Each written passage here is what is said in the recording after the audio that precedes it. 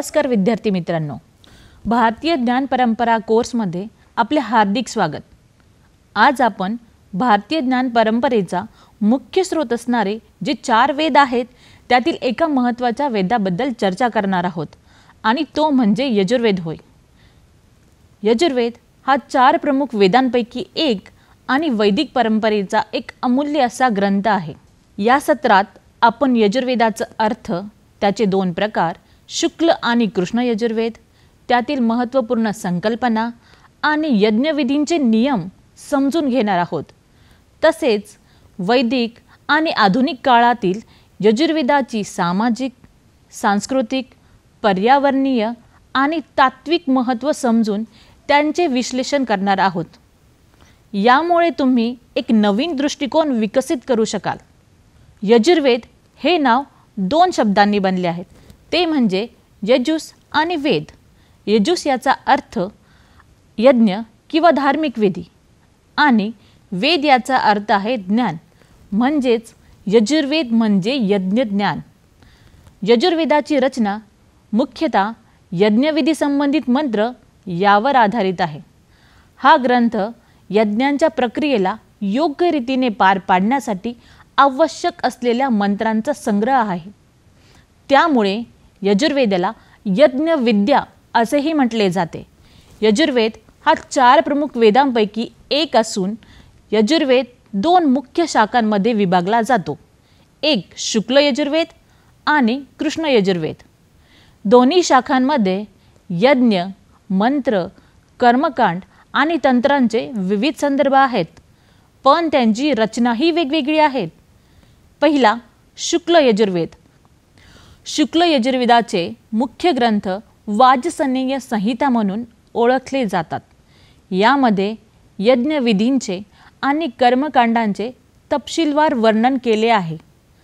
याचे मुख्य वैशिष्ट्य म्हणजे याज्ञिक प्रक्रियेतील मंत्रांची स्पष्टता आणि यज्ञांच्या शुद्धतेवर जोर दिला जातो। शुक्ल यजुर्वेदाची वाजसनेय संहिता जी पुढील 4 प्रमुख कांडांमध्ये विभागली आहे। प्रथम कांडात यज्ञाचा प्राणवायू आणि अग्नीशी संबंधित मंत्र आणि यंत्र यामध्ये विविध यज्ञाची तयारी, संकल्पना आणि प्रार्थना समाविष्ट आहे। तर द्वितीय कांडात यज्ञाच्या विधींचा तपशील आणि त्याच्या विविध भागांची पूजा समाविष्ट आहे।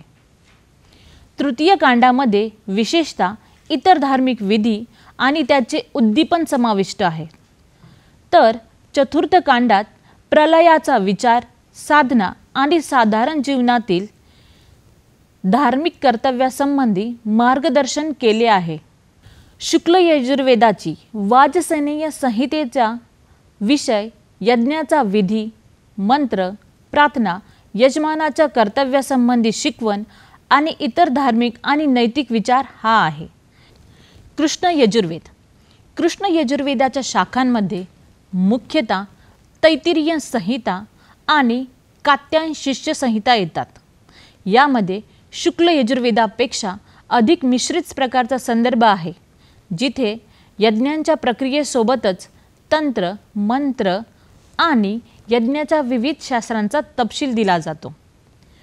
कृष्ण यजुर्वेदातील संहितांमध्ये वेगवेगळ्या कांडांचा समावेश आहे। तैत्तिरीय संहिता हा यजुर्वेदाचा एक प्रमुख भाग आहे, ज्यामध्ये यज्ञ, तंत्र, प्रार्थना, साधना यावर विस्तृत माहिती आहे। यामध्ये यज्ञांच्या कृत्यांची पद्धत, अग्निहोत्र, प्राचीन तंत्र व त्यांचे महत्त्व दिले आहेत। कात्यायन शिष्य संहिता यामध्ये यज्ञाच्या अधिकृत प्रक्रियेसाठी विशेष तंत्र आणि शास्त्रांचा वापर दिला आहे। कृष्ण यजुर्वेदाचा विषय यज्ञ आणि यज्ञविधींचे विस्तृत विवेचन करणे, यज्ञाच्या विधींचे शुद्धीकरण आणि त्याचे धार्मिक महत्त्व सांगणे आणि तंत्रज्ञान, साधना आणि साधुव्रतांच्या महत्त्वांची शिकवण देणे हे आहेत। शुक्ल यजुर्वेदामध्ये यज्ञाची शुद्धता आणि आध्यात्मिक उत्थानावर जोर दिला आहे, तर कृष्ण यजुर्वेदामध्ये अधिक तंत्रज्ञान आणि विविध यज्ञ प्रक्रियांची विस्तृत माहिती आहे। दोन्ही यजुर्वेद शाखा यज्ञ, मंत्र यांच्याशी संबंधित असले तरी त्यांचा दृष्टिकोन आणि रचनात्मक विभागणी वेगवेगळी आहे, ज्यामुळे भारतीय धार्मिक आणि सामाजिक जीवनातील विविध अंगांना महत्त्व प्राप्त होते. यानंतर आपण यजुर्वेदातील काही प्रमुख संकल्पना बघणार आहोत. यातील प्रथम संकल्पना म्हणजे ऋत. यजुर्वेदात ऋत या संकल्पनेचे महत्त्वपूर्ण वर्णन आहे. ऋत म्हणजे नैतिकता, धर्म आणि सृष्टीतील नियम. यजुर्वेदाच्या मंत्रांमध्ये ऋताचे पालन करणे हे आवश्यक मानले जाते, कारण तेच सृष्टीचे संतुलन राखते. दुसरी संकल्पना म्हणजे धर्म. यजुर्वेदात धर्माचे वर्णन विविध प्रकारे केले गेले आहे. धर्म म्हणजे कायद्याचे पालन, नैतिकता आणि कर्तव्य यांचा समुच्चय. यजुर्वेदात दिलेल्या विधींचे पालन करणे हे धर्माचे एक महत्त्वाचे अंग मानले जाते. तिसरी संकल्पना म्हणजे यज्ञ. यज्ञ हे यजुर्वेदातील प्रमुख तत्व आहे. यजुर्वेदात यज्ञाची विविध प्रकारे व्याख्या करण्यात आली आहे आणि त्यासाठी लागणाऱ्या मंत्रांचे विस्तृत वर्णनही आहे. यज्ञाचा मुख्य उद्दिष्ट म्हणजे देवता आणि मानव यांच्यातील संबंध सुदृढ करणे आणि त्यातून सृष्टीच्या कल्याणाची प्राप्ती करणे. थोडक्यात यजुर्वेद हा केवळ धार्मिक ग्रंथ नसून तो वैदिक काळातील तत्त्वज्ञान, नैतिकता आणि विधी यांचा एक संगम आहे. यजुर्वेदाच्या अध्ययनाने आपल्याला प्राचीन भारतीय तत्त्वज्ञानांच्या गहन विचारांशी ओळख होते आणि त्यातून सृष्टीच्या विविध तत्वांचे सखोल असे ज्ञान प्राप्त होते.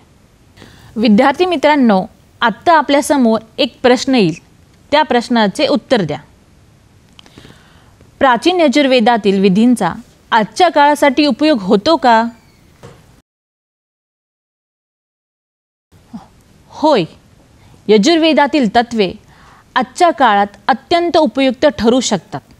यज्ञविधींमध्ये नैसर्गिक संसाधनांचा शाश्वत वापर, पर्यावरणाचे संवर्धन आणि सामूहिक सहकार्याचा समावेश होतो.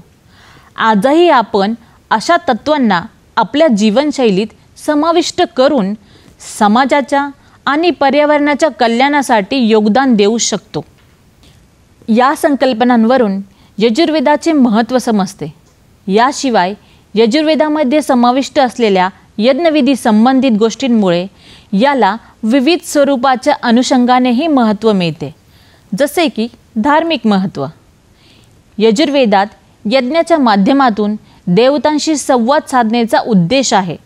अग्निहोत्र, सोमयाग, वाजपेय, राजसूय यासारख्या यज्ञांचे महत्त्व आणि विधी स्पष्ट केले आहेत. यज्ञ धार्मिक, आध्यात्मिक आणि पर्यावरणीय शुद्धतेसाठी महत्त्वाचे मानले जातात. मंत्रांच्या उच्चाराने यज्ञ पूर्णत्वास जातो.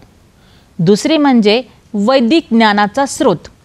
यजुर्वेद हा प्राचीन ज्ञानकोश असून त्यात गणित, औषधी, पर्यावरण, विज्ञान, ज्योतिष यासारख्या विषयांचा समावेश आहे. यजुर्वेदातील यज्ञ प्रक्रिया पर्यावरण संरक्षणावर भर देते.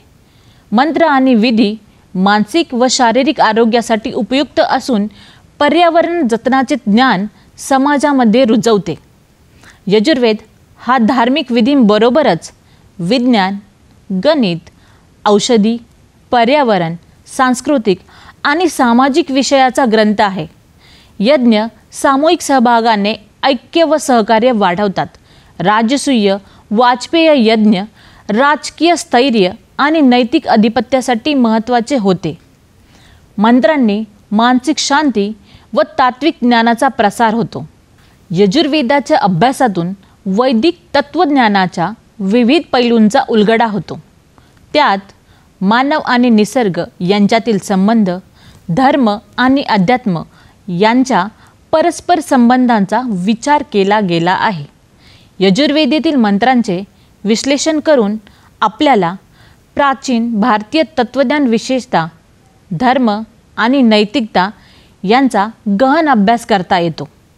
अशा प्रकारे यजुर्वेद हा वैदिक काळातील एक अद्वितीय ग्रंथ आहे, ज्यात धार्मिक, सांस्कृतिक, सामाजिक, वैज्ञानिक आणि तात्विक विचारांची सखोल मांडणी आहे. यजुर्वेदाचे अध्ययन केल्याने आपल्याला प्राचीन भारतीय संस्कृतीचे, तिच्या तत्त्वज्ञानाचे, धर्माचे आणि सामाजिक व्यवस्थेचे सखोल ज्ञान प्राप्त होते.